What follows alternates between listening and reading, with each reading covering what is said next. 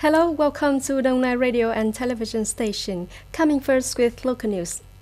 Yesterday, Mr. Thái Bảo, member of the Standing Committee of the Provincial Party Committee, Vice Chairman of the Provincial People's Committee, and leaders of relevant departments and agencies in succession, Mr. Hanif Salim, Indonesian Consul General, visited and worked in Đông Nai Province. At the meeting, Mr. Hanif Salim congratulated Vietnam on successfully organizing the 13th National Party Congress, as well as successfully completing the role of ASEAN President in 2020 in terms of COVID-19 outbreak. He also congratulated Đông Nai on effective disease control, helping businesses stabilize production and business.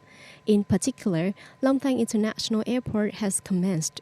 Coming here, when the airport is put into use, it will help increase investment and trade activities between Vietnam and Indonesia.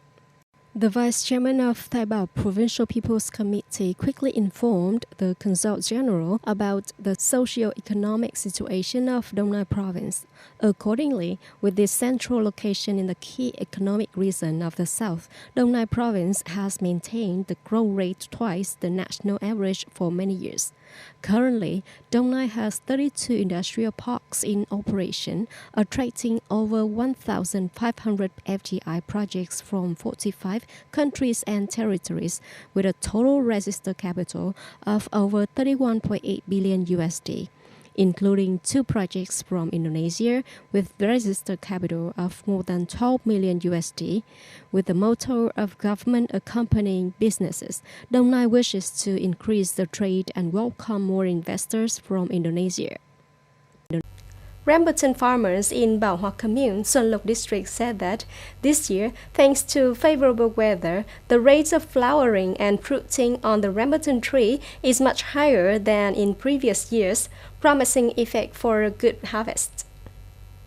To ensure the quality and taste of local products, people are focusing on rambutan care, such as watering, fertilizing, and pruning young fruit. Currently, in Bảo Hòa Commune, there are nearly 1,000 hectares of rambutan trees. This is the locality with the most area of rambutan tree in Xuân Lộc District. In order to build a brand for Bảo Hòa rambutan over the past time, the locality has mobilized 57 households to practice production according to Vietgap standards, with a total area of nearly 80 hectares. Hải Dương Province agreed to propose that from 12 a.m. on March the 3rd, 15 days of social isolation will be completed and the blockade will be removed for Chi Linh City and Cẩm Giàng District. According to the Steering Committee for COVID-19 Prevention of Hải Dương Province, with the strong and drastic participation of the entire political system and the consensus of the people, up to now, Hải Dương has well controlled the epidemic, prevent the spread of COVID-19 in the community. As of February 27th, the whole province of Hải Dương recorded 653 cases of the COVID-19, with 289 people recovered and discharged from the hospital. The whole province currently has 68 isolated concentrated areas. More than 3,000 people are quarantined. The total number of samples tested is 400,000. Hải Dương agreed to propose that from 12 a.m. on March the 3rd, 2021, 15 days of implementing social travel under the Prime Minister's Directive 16 removed the blockade order for Chi Linh City and Cẩm Giàng District. The Pentagon yesterday announced that one member of the Iranian-backed militia was killed and 2 others were injured in a U.S. airstrike in western Syria last week. We believe that right now it is likely that one member of the militia was killed and 2 other members were injured, said Pentagon spokesman John Kirby in response to a press reporter.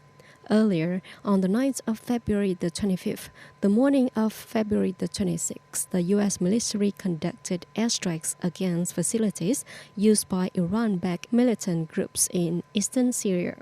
The Pentagon announced the action in response to recent attacks on U.S. personnel and international coalition forces in Iraq. Yesterday, in a court in Paris, France, former President of France, Mr. Nicolas Sarkozy, was sentenced to 3 years in prison, including 1 year in prison, on corruption and bribery charges. Sarkozy's lawyer said that the former French president would appeal. Lawyer Jacqueline Lafont of Mr. Sarkozy said the judgment for Mr. Sarkozy was extremely strict as well as completely baseless and unreasonable. According to this lawyer, the former French president kept quiet but determined to continue to prove his innocence. Earlier, the presiding judge has pointed out that Mr. Sarkozy's actions were particularly serious acts committed by a former president. Mr. Sarkozy took advantage of the position of president and political and diplomatic relations to bribe a judge from personal benefit. That's all for the news today. Thank you for joining us and goodbye.